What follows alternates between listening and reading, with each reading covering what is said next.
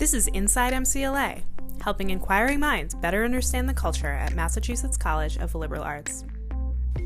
Hi, I'm Joshua Curtis, and I believe one of the best ways to strengthen any community is through engaging in dialogue. I pitched the idea for this podcast because I wanted to learn more about the numerous people who helped shape the college.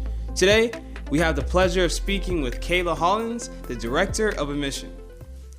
Thank you for coming here. Thank you for having me. The first question I have on my list is, what do you do here at MCLA, and how did you first get into your position? I understand you're a former student. Yes, so I graduated from MCLA in 2012. Okay. After spending 4 years here, and I really wanted to stay in the area. Yeah. As a student here, I did a lot in student development, so I worked with CELA a lot. As a student, I was involved in a lot of clubs and organizations. Yeah. I was an orientation leader, those sorts of things. So I knew I wanted to stay in the area and hopefully get a job on campus. Yeah. I had some friends who were also alums of the institution, older than me, working in the admissions office, and they said that there was a position open. So I was like, okay, I applied for it. And I started off as a road runner. So in admissions, those are the people who are just on the road constantly recruiting students. They're very rarely in the office. Yeah. They're kind of just doing all that on the groundwork. So I started off doing that, and then have been here for a really long time since then. Yeah. And kind of just kept navigating. So now I work with all of our counselors who are on the road reviewing applications. I kind of oversee the day-to-day of awarding scholarships, sending out acceptance letters, things of that nature. So really trying to bridge the gap between what we do in admissions and their students' transitions to campus. Amazing. And have you always just been interested in like helping organize student activities and stuff like that? What made you get into that? Yeah, I have always been interested in that. It's actually funny. I came to MCLA with the intent of working with elderly people. Okay. So I was here. I was a sociology major. I did a health, aging, and society minor, which I think is a little different right now. But my intent was to work with elderly people. Okay. And then while I was on campus, I did so much of organizing events. I was co-president of dance company. I was co-president of some of the Alana clubs. And we just had events nonstop. So then I thought, maybe I could do that for the elderly population. So some of the first jobs I looked into once I graduated was working at senior centers and organizing like bingo nights and organizing, technology sessions where they could learn how to use computers, things like that. And I thought that's what I was going to do. And one day I may, I still have hope that I'll at least volunteer with some of the seniors in the area. But I basically just transitioned it to working with high school students every single day. Yeah. And getting them interested and excited about MCLA and coming here. That's awesome. So why did you decide to work at MCLA versus any other place? That's a great question. MCLA gave me so much as a human being. Yeah. I'm originally from New York City, so I thought that I had met every single type of person in the world. Yep. And I thought that I had all of this experience. If you can, navigate a train by yourself in New York City, I think you can honestly do anything. But I learned so many things that I didn't think I would learn in a place as small as North Adams. I met people from cultures that I had never even heard of living in New York City. In high school, I was a little bit shyer. I was not good with public speaking. I was very into research, but could never present it, basically. Yeah, okay. So MCLA gave me the opportunity to learn how to present it and learn how to speak to people, learn how people interact and behaviors and things like that. So I saw myself grow tremendously in my 4 years here, and I wanted to be able to give other people that experience. So when I first started working in the admissions office, I actually recruited in New York City and in Boston. Awesome. So like I wanted to leave New York City when I was a high school student, so I wanted to find other students like that who wanted to take maybe a little bit of a risk, drive through the mountains, come to a place where it snows, and get that same experience that I got. I see. Yeah. What are you personally happy about what MCLA is doing now in the admission process? In the admission process specifically, I would say that there is a really clear focus on tearing down barriers for students. So it's pretty obvious and evident that the college application process in higher education in general, it's complicated.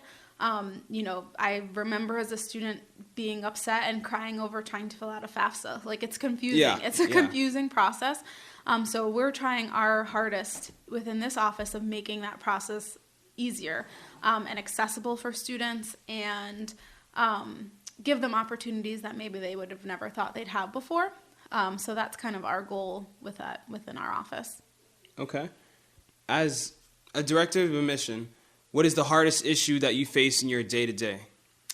In my day-to-day, I think one of the harder issues is being authentic to the institution, because I think at the end of the day, you have to remember that college admissions can sometimes seem like car salesman type things where you're trying to sell a product. But I think since this office is full of alums, I'm not the only alum that works in the office, we really try hard to show MCLA in the best light, but also in the most honest light, where we have conversations with prospective students and families about, this is what the student voice is like here, this is what they're asking for, this is how they get it, and this is how the administration responds to it. Yeah. So we try to be transparent and honest and show MCLA in the best light, and sometimes that can be a challenge because, we know what current students are concerned about, we know what prospective students are looking for, and how to kind of like balance that and make it match. Yeah. Can you name a specific instance of a scenario that, like, where you had to address that the students were concerned about? Sure, yeah. The first one that comes to mind, so a few years ago, right around the U.S. presidential election, I ran or coordinated the multicultural overnight program. So we brought a bunch of students from Boston here to campus. And it was right when, racial tension on campus was probably at an all-time high. Yeah. And I had an open panel where it wasn't even in the room. Current students with prospective students, and I just let them explain how they felt, what they felt, and it was kind of a risk. Yeah, There was 35 prospective students in the room with maybe 12 current students, and I wasn't in the room. I was right outside the room. I couldn't hear what was going on, but it was a loud room. Yeah. And it was a risk. And afterwards, I can only imagine the current MCLA students were honest and open and told them everything they wanted to know. And the payoff was great because the prospective students really appreciated the honesty. Yeah. And really appreciated hearing what current students really thought, and then thinking for themselves, can I still see myself there? Is this something that I'm willing to, take on the fight and join in? Yeah. And from that trip, let's say 35 students were on the bus trip, I want to say almost half of them decided to come to MCLA, which is a lot considering That's a good turnout. The conversation, but also considering normal yield rates. So it was a challenge. It was a risk, but I'm glad that, remaining transparent is really the key. Yeah. Yeah. Thank you for sharing that. Yeah. How has admissions changed both in-house and out-house, since you started working at MCLA and now? Well, outside of the house, the whole profession has changed a lot over the last few years. With the popping up of colleges in the area that have closed, or just in the Boston area, that real, it's a reality that some schools aren't able to sustain, and the enrollment challenges of just populations decreasing. I think that that's been a challenge and something that has made internally us change by just being more innovative and creative and getting students to visit campus, because we've noticed that the reality is once students come to visit, they like it. Yeah. And sometimes the challenge is getting people to visit. You're from Boston. It's so not far out. Right. Yeah. It's not a short trip. So we've done a lot of different things of getting students here by, picking them up, bringing them here, loading up a van, loading up a bus, and getting students here. And that's something that we hadn't really done because we know that we have to reach a little bit further to get the class that we're looking for. Yeah. And you said the population in the school itself is getting smaller, or the populations of students graduating high school in the area in the United States, specifically in the Northeast, is really shrinking and decreasing. Yeah. So trying to get creative about still getting the amount of students that we want from the areas that we're looking for, but just remembering that it's, it's going to decrease a lot before it increases as far as high school graduating students. I didn't know that. Do you know the reason behind that, or some of the reasons? It's mostly just about baby booming and not baby booming, and when people decided to have children. It's weird that, I would never really think that my profession would have to be involved in that, but it really was just about when people were having children and not having children. And right now, 18 years ago, they were not having kids. That's basically it, which is weird, but that's what it is. The imbalanced demographics among the students at MCLA is a matter I've heard students address concern about.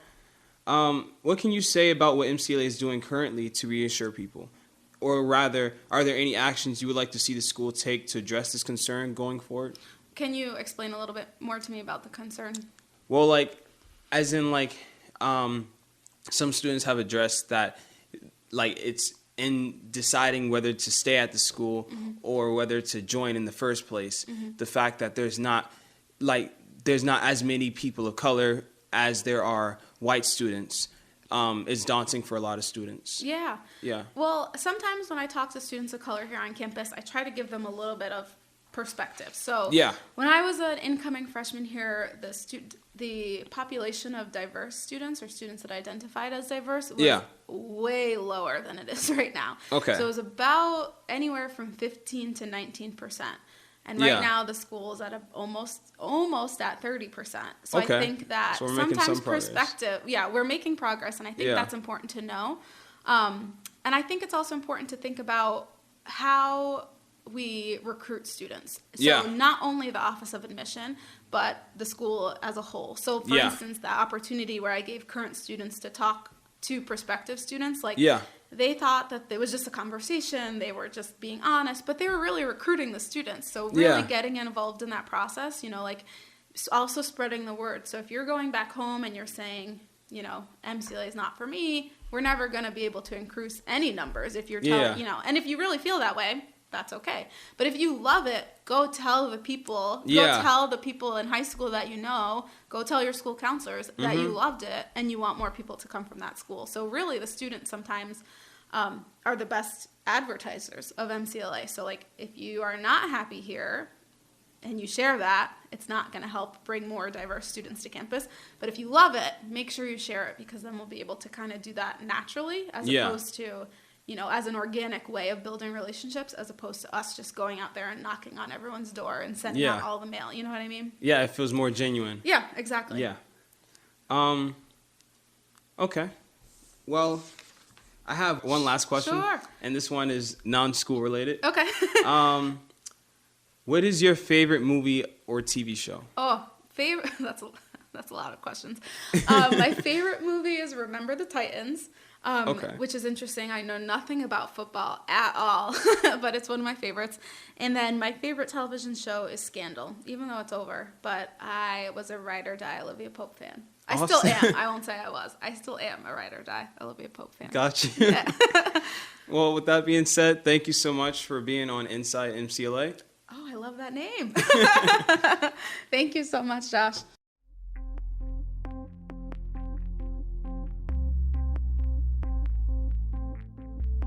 Inside MCLA is hosted by theater major Joshua Curtis. You can keep up with Inside MCLA on Podbean, Facebook, Twitter, and YouTube. To learn more about what's what at MCLA, visit our website, mcla.edu.